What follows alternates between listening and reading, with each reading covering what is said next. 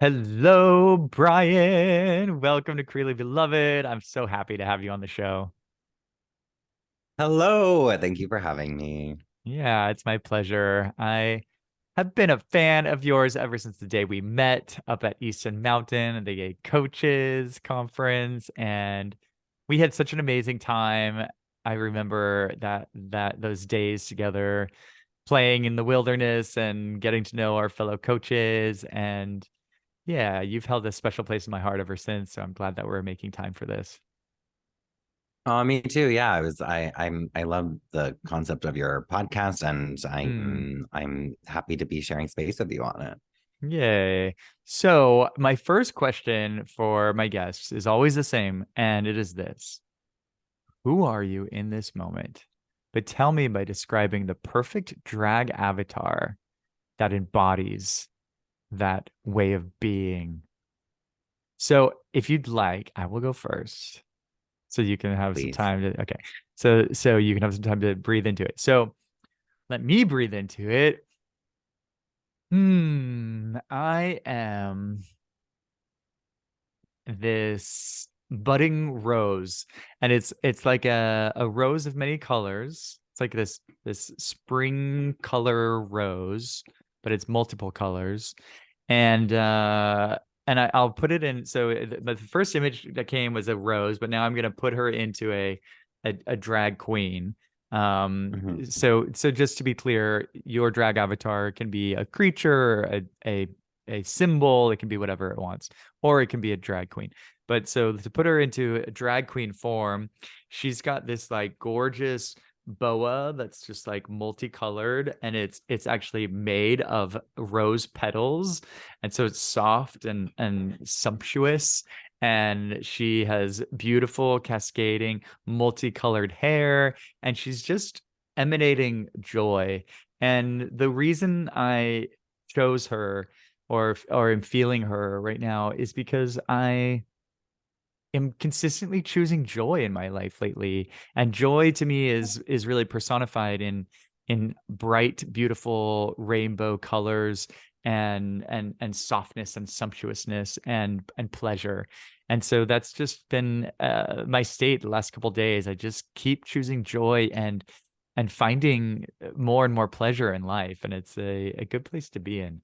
So that's who's coming out. Mm, Hmm. that's beautiful. Thank you. Um, if I had to describe my drag persona, right, like in this moment, this present moment, I would say Yes.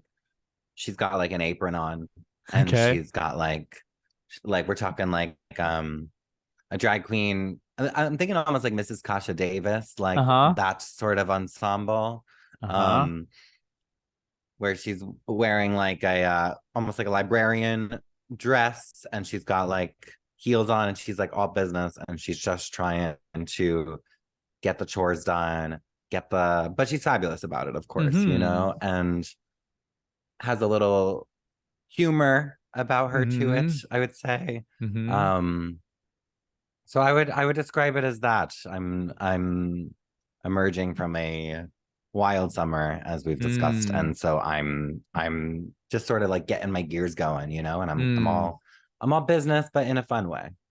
Beautiful. Beautiful. She's a working woman. She's whistling while she Working works. woman. She's whistling while she works, cooking dinner for the family. Yes, I love it. And so, yeah, I'd love you to share a little bit about what it's been like for you to come out of a more challenging summer. And you can share whatever details around the summer you want, but I'm most curious about how that's been for you to face some challenges and now to be on the other side. Yeah, I will say, like, as challenging as a summer it was, I was oddly comfortable the whole summer. And I think that's a Hmm. testament to like how much love I have in my life and the Hmm. wonderful relationships I have. Particularly my new partner, who I've been with for about a year now. And also just the people in my life. And I think this could have been, I mean, by all definitions of it, it should have been a tough summer, but it really it wasn't as tough as it sounds on paper. I just kind of dealt with what was, and I just kept leaning on those around me, and I never felt like I was too much in need or too much without a place to be or go to or any of those things. So it's been like a comfortably challenging summer, if that makes sense. Hmm. It does make sense. And I think it's generous of you to attribute it to all the loving folks in your life. And I imagine that a lot of it has to do with your own inner work and the place that you are in your life and the way that challenges now occur for you as a result of the work you've done. Yeah, I do think I did I'm kind of like, the way anxiety works with me anyway is Mm. like I will freak out about small things like no one liking an Instagram post, which believe me, we're working on, and I don't spend too much time on it, but when the big stuff happens, Mm. I tend to be the first one that's just like, okay, well, this is just what it is, and we just have to deal with it, and this is the this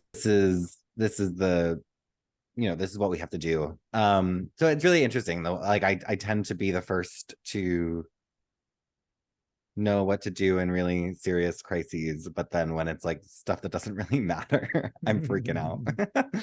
We've all got our strengths and we've all got our challenges. It's important to know what those are. So yeah, why don't we take it back a bit and I was so inspired watching your music video, God Loves Me Too. I definitely want to talk about that and I imagine that part of that inspiration was around your own journey. And there's that young boy in the video.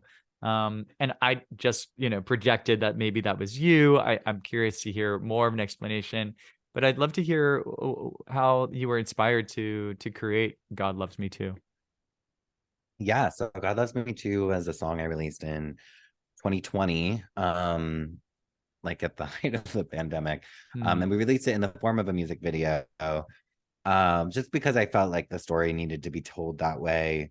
Um, and yeah, it's the fastest song I've ever written. I like to share that about it. I grew up in a very religious household, and then I also went to Catholic school. I was raised Protestant in my home, and then I went to Catholic school.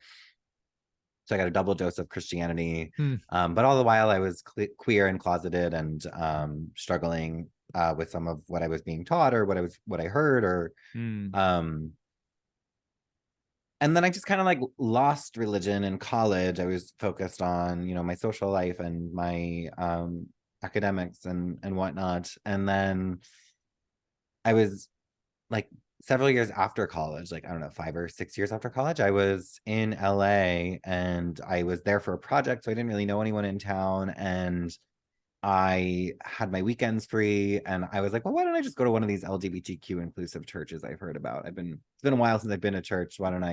Why don't I venture in? And I went to the Hollywood United Methodist Church. Um, and just from the moment I got there to the moment I left, I was just crying. Like I was, Wow. I was a mess. Like there was this beautiful pride flag above the doors when you walked Hmm. in. There was like this gay couple holding hands a few rows in front of me. The pastor Hmm. was wearing this rainbow stole.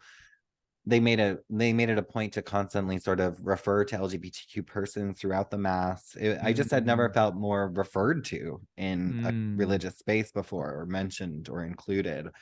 And I was just like, whoa, this is picking up on something within me. I didn't even Hmm. realize, I guess, sort of how I felt when I was younger in church until this moment in church, until I see Hmm. this opposite. And then I went Hmm. home and I wrote God Loves Me Too in 20 minutes. It was Wow. crazy. I just kind of like felt really called to do it. And then Mm. I don't consider myself a very religious person. I'm definitely on an enlightenment journey within myself, and I have my own Mhm. definition of spirituality at this point.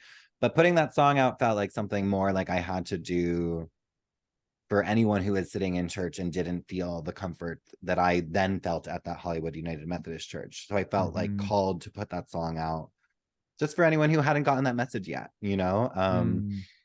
which is interesting because then a lot of people are like, are you a Christian artist? Are you a religious artist? And I was like, well, this is just more like one song I really needed to share with the world about my religious experience. And then Mm. anyway, I've answered so much. I don't know if I answered your question, but I You said so absolutely much. did, and more. And yeah, there's so much medicine in that story and in that song, and in that experience, right? It's so beautiful how you were able to get a heaping dose of medicine while you were at that church, and it was medicine that it sounds like you didn't even know you needed, right? That you Yeah. were so touched and realized that there was this wound that had taken place as a result of you not being included, and you know, worse than not included, being spoken about in an oppressive way in your previous experience with spirituality and religion. And so for you to get to have that experience, and then to you know, what I consider, when you talk about writing that beautiful genius song in 20 minutes, is that that's more like a channeling. You know, it's more like a download. It's like it was just moving through you. And so it was like you got all this medicine, and then you channeled it into a song, which now gets to serve as medicine to those who have a similar wound. What a beautiful gift. Yeah, and releasing it was like a really beautiful process, just to hear from people who, you know, needed it or felt similarly about their experiences. And that Mm. in and of itself, that sharing is also medicine, right? Because then you're like, it's Mhm. validating,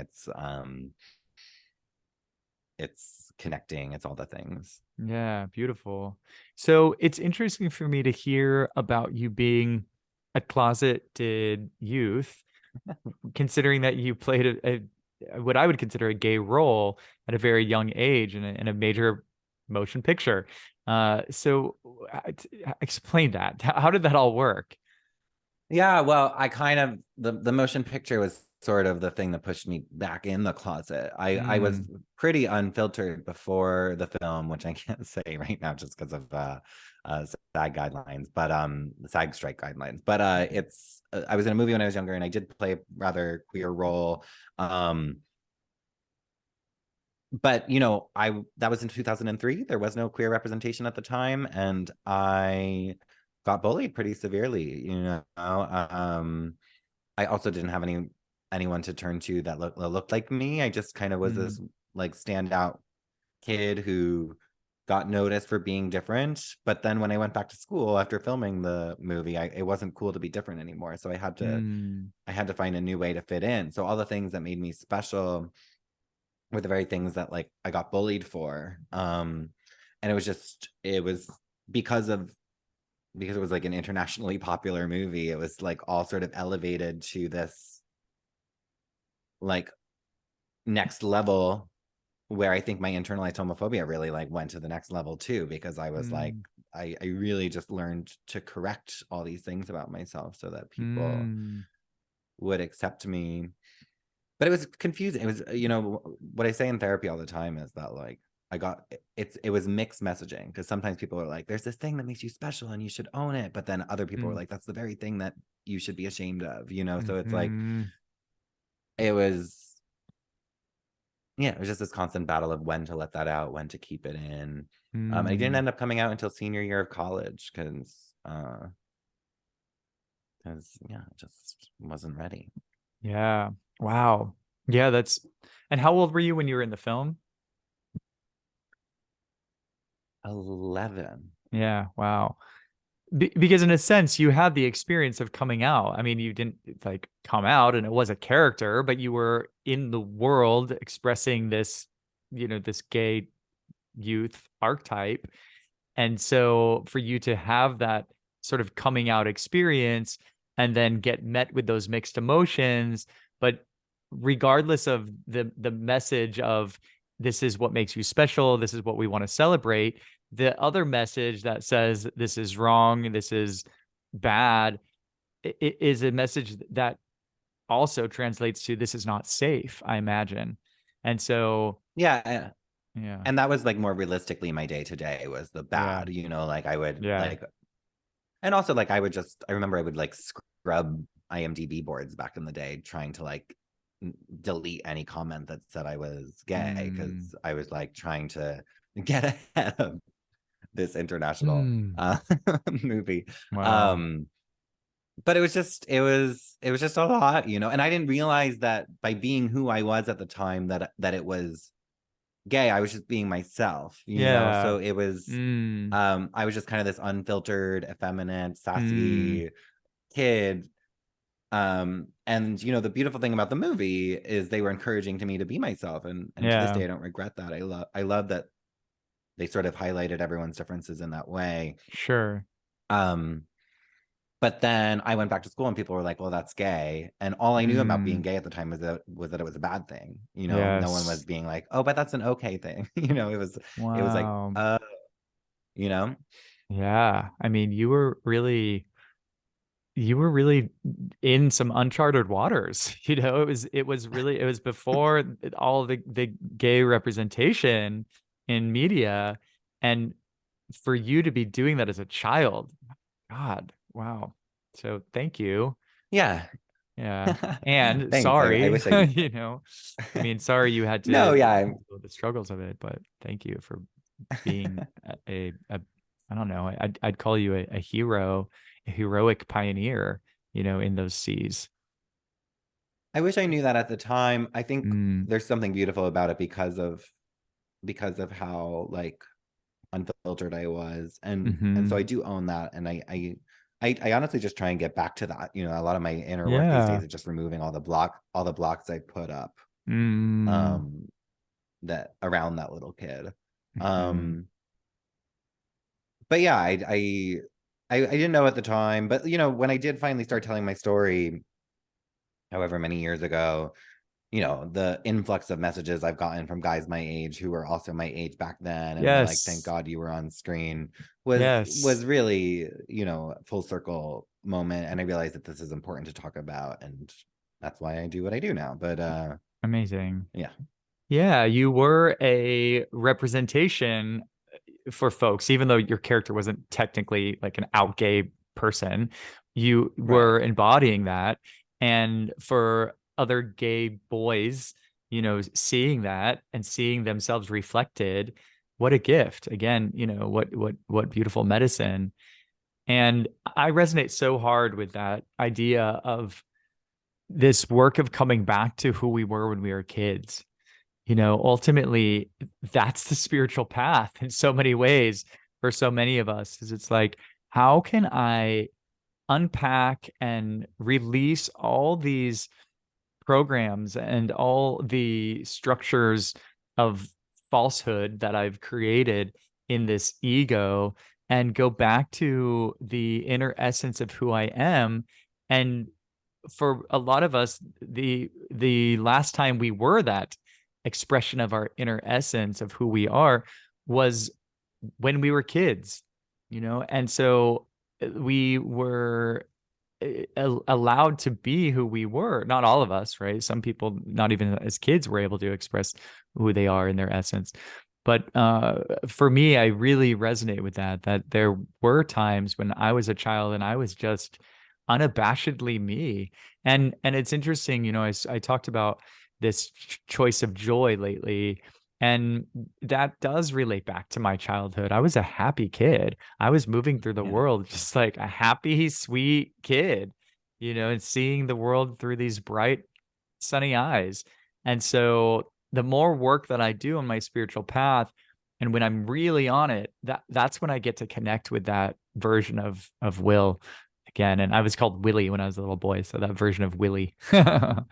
Yeah. Oh, little Willie. Little Willie. Yeah. I So love that. thank you. Yeah. Hmm. Yeah. So now let's share a little bit about how it has shifted for you into, from sort of religious, Christian influence spirituality to more of an enlightened, spiritual, interpretation. Yeah. I would say, you're asking like how did it shift? Is that the question? Yeah, and more. I'm mostly curious about in what ways is your spiritual belief system now different than how it was in the past, and like what are you now feeling called to connect with spiritually rather than Yeah, I sort of mean this it's Christian mostly model? yeah, I mean it's mostly just I'm just trying to tap into stillness, presence, joy. Hmm. The That's sort of what I view to be God now. If people want to call it God. my spiritual beliefs are pretty much what's written in like The Power of Now by Eckhart Tolle, or like Mm, similar texts. You know, I feel like I've and honestly, I read A New Earth, however many years ago, and I started a meditation practice, and I just had moments where I've experienced that space beyond the ego. mm, And I saw a quote on social media once that was like, once you've gone past the ego, there's no there's no going back. And yeah, I'm just trying my best to stay in that witnessing place that I believe to be sort of mm, what we're all connects us all. Um, yeah, and I feel like I feel like I'm saying some of this sort of matter of fact, but I have a feeling maybe some of your listeners of this podcast are aware of some of these spiritual ideas or already, so I can elaborate if need be. But yeah, that's sort of like how I would describe my journey nowadays. I meditate daily. Um, I sometimes try and, experiment with different like psychedelics to also go to that place, or also just mm-hmm, compassion. I feel like it's sometimes a tool to get to that place. mm, Permission is something I'm playing around with a lot lately, which I think plays into the kid theory you were discussing, right? Like mm, just really sort of permitting my inner life to experience mm, itself without sort of monitoring it as much, discovering it instead of evaluating it, I like to say. mm. Yeah, I love that. And I actually, it cracks me up, the sort of matter of factness of your explanation. You're like, that place beyond the ego. It's a place I like to hang out. No big deal. I'm not a spiritual teacher, so I'm not like, hey, everyone, come along and let me tell you about it. Sure. But you get to be a spiritual model. I mean, the fact that you have Sure. experienced that place, there are many people, most people that never experience that and don't really understand what that means, because you don't really understand it until you have some experience of it. And so the fact that you've managed to cultivate that experience for yourself, and that is something that is supportive to you as you move through the world and keep going back to it and find new ways and new avenues to have that experience, that is more than, just matter of fact and no big deal. That's big work. So, I it's beautiful that appreciate you do that. I it. think I think a lot of the part of it that excites me is sort of just how it ties into mental health. I spend a lot of time like sort of comparing, the mental health field with the spiritual field and where the Mm, crossover is. I feel like Tara Brach is like a similar practitioner in that way, and that she's this renowned psychologist, but she's also a Buddhist mm, meditator. And so she's always tying the two together. And I like to spend a lot of time in that space, seeing how self-compassion can be this massive anxiety reliever, but it can also be mm, a gateway to um, presence, into mindfulness, mm, into the space beyond the ego, right? So it's mm. I really enjoy sort of understanding the science biologically of what all these practices are doing for me as well, if that makes sense. Yeah, it does. Yeah. And it makes me think back to the questions I was asking earlier about how you were able to traverse some of the challenges you had this summer. And I imagine that some of this was supportive of that process as well. Yeah, I mean, absolutely. My meditation practice is essential. I don't ever skip it. Yeah, Some days it'll go down to 5 minutes, if I really need to, if it has to be a sure. quickie. But um, it's been pivotal. Absolutely. I'm a very high strung, high maintenance, high anxiety person in my most egoic state. So Mm, to to really slow down, hmm it's a daily practice. hmm Yeah, I'll just share. I've had some recent challenges, and you mentioned the place of observation, the place of awareness, right? I've noticed that when I am facing the biggest challenges in my human life, that remembering that I can go to that place and spending time there really supports me in my ability and my capacity to deal with challenges, to sort of take a step back. Oh, look at the kitty. Take a little step back and be in that seat of awareness.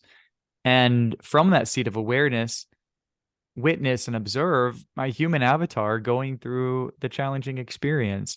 And I think what it does is, yes, you've spoken a bit about self-compassion. It gives me an invitation to offer myself more self-compassion.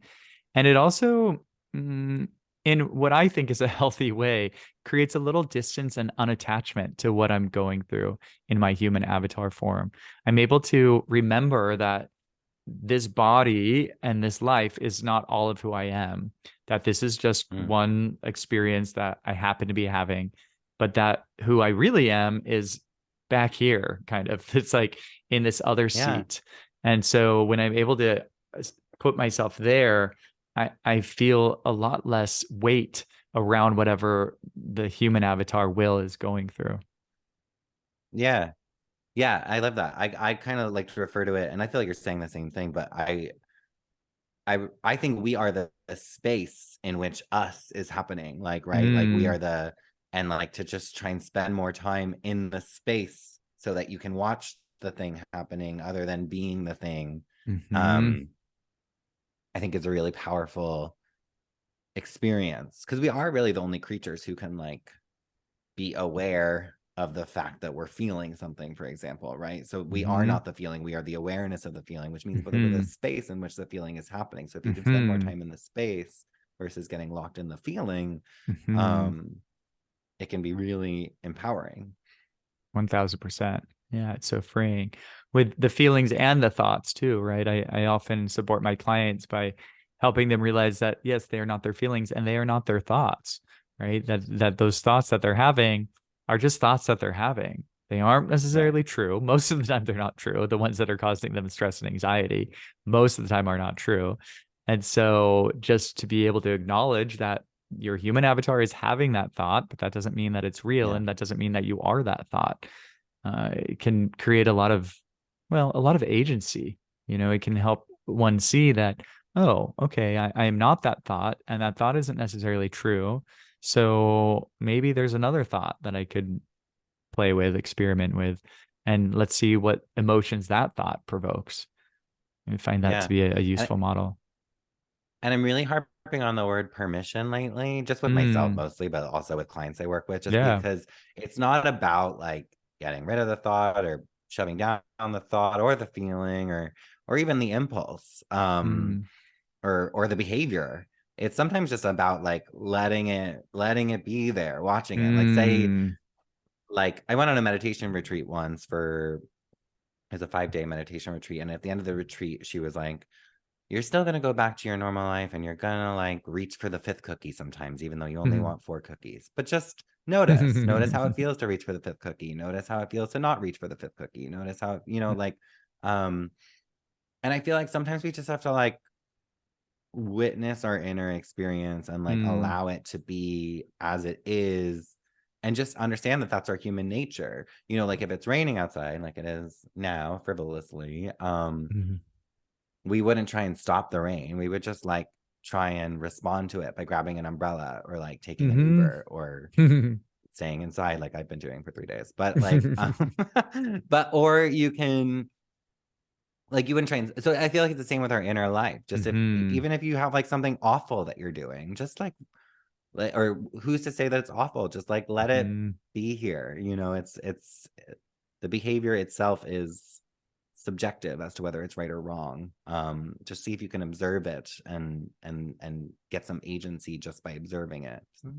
Yeah, beautiful. Yeah, the permission. And what that brings up for me is this, it's learning how to not resist and learning how to not cling. That we can, again, going back to more of an observer standpoint, where the energy can just move through us, right? It doesn't have to get stuck, right? Because that's what happens is when we resist it, it gets stuck. When we cling to it, it gets stuck. And so it's to teach ourselves to not do either of those things. And I think permission is a beautiful invitation to do that, to give permission for things to just move through. They don't need to be clung to, they don't need to be resisted, they just are. and they're not a Yeah. problem. Like nothing really is a problem. It's our response to them that is a problem. It's our thoughts, it's our negative thoughts and beliefs and emotions that is a problem. Like the rain is not a problem. It's how the meaning that we make out of the rain. Yeah. So the more that we can just be with the rain, the more that we are able to experience peace, right? Experience joy, Yeah. experience acceptance that brings all those things. It's so easy Beautiful. to talk about here Oh with you, yeah. right? Yeah, of Like course. All this why? stuff is like very easy to talk about and very challenging to do. And it's often very Mhm. simple, right? It's simple but difficult, right? Yeah. Yeah. Mm. So I'm curious, in your work now, what are you seeing is the most challenging for GBTQ men? What challenges are you often supporting? Because that's the primary demographic that you work with, right? Yeah. Um, I would say there's the more classic examples of I was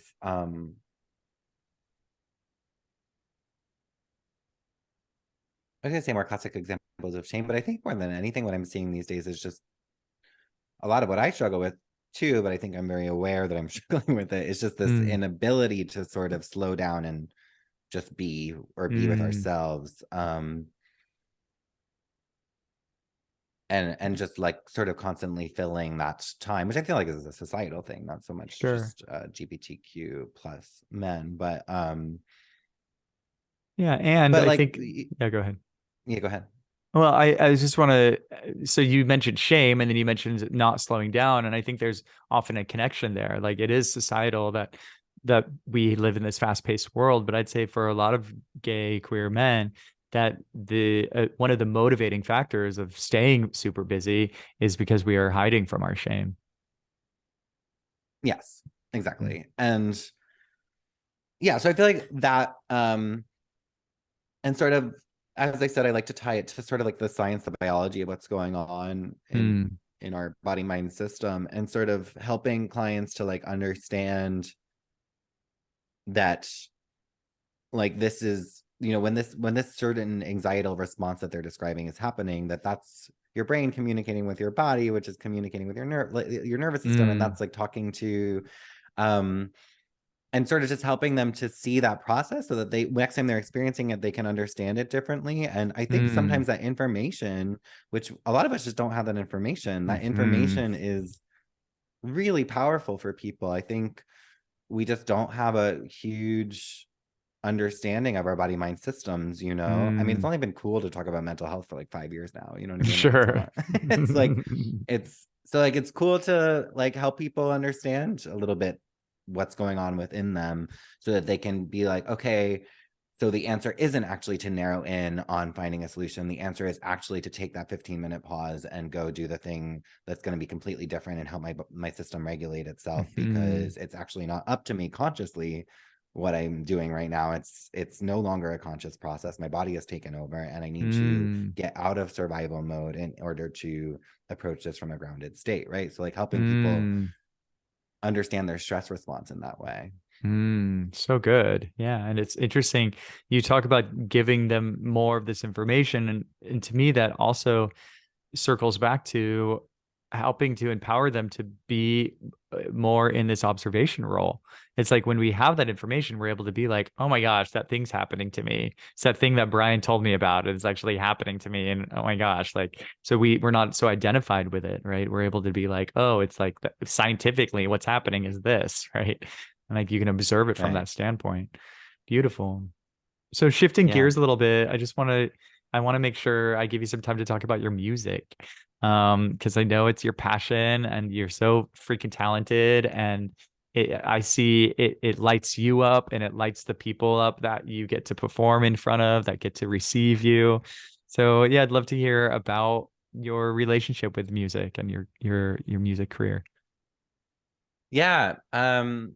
You asked about the challenges I experienced this summer. I don't know. Maybe it was. I actually really have not had this realization until just now, but um, I was in release mode for like a whole year with my album up until pretty much June when shit started to hit the fan for me. Mm, And uh I kept meaning to be like, I gotta get out of release mode. Gotta get back to like writing and being creative and like seeing what message I need to convey and like what story I want to tell and that kind of thing. But it's hard to get out of release mode once you're in release mode. It's like trying to get people to pay attention to the thing you're doing, because that's where the money comes in and that's where the opportunities come in. And especially once you start to get traction, then it can be in a bit of an adrenaline cycle, right? mm, So I don't know. I think maybe my life is much more simplified going into the fall. Like a lot of the expenses I had accrued are no longer a thing, just because my living situation has changed, and a bunch of other, I have a lot more freedom to sort of actually just sit down with a notebook and see like what's coming up for me today. And mm, it felt a little bit like my world was crumbling, but I think it was maybe just like this, all the unnecessary crumbling, so I can like focus a little bit more on what's next, what's next from mm, a truthful, artistic, authentic standpoint. mm, And I feel like I'm in that space again, and it's exciting and it's fun and mm, um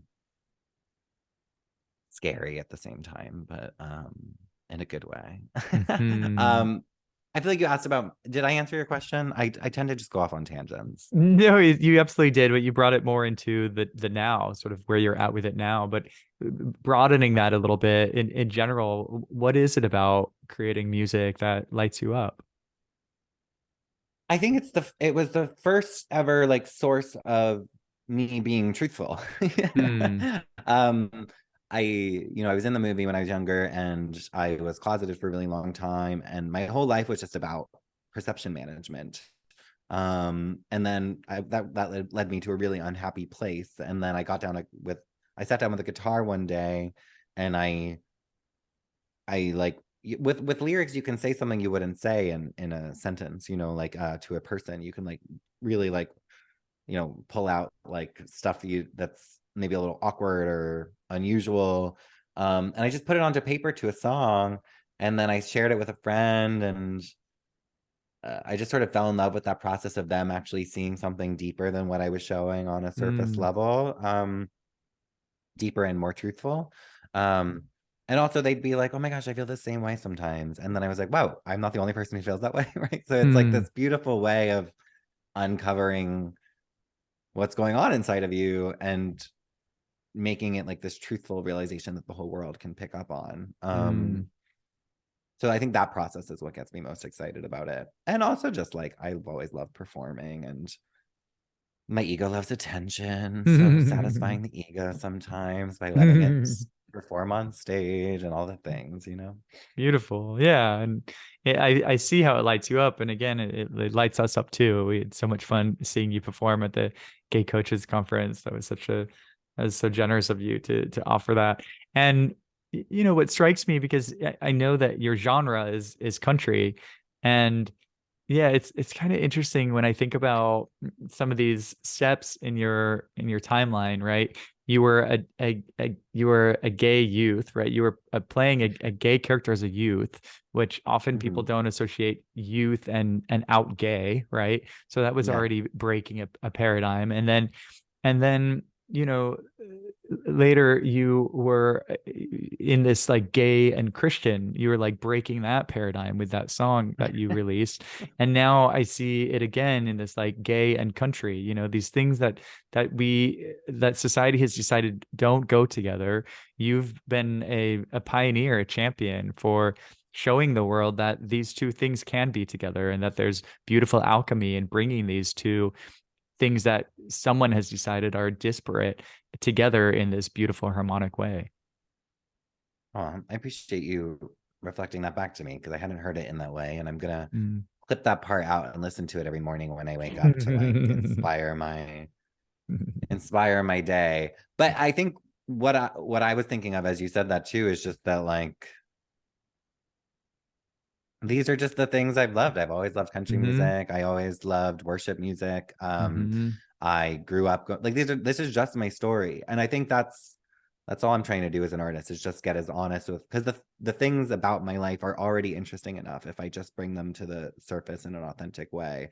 Mm, So yeah, that's sort of what I'm aiming to do. So thank mm. you for that. Thank you. Thank you for sharing your gifts. And yeah, I'm excited to hear what's next. What else you got in store?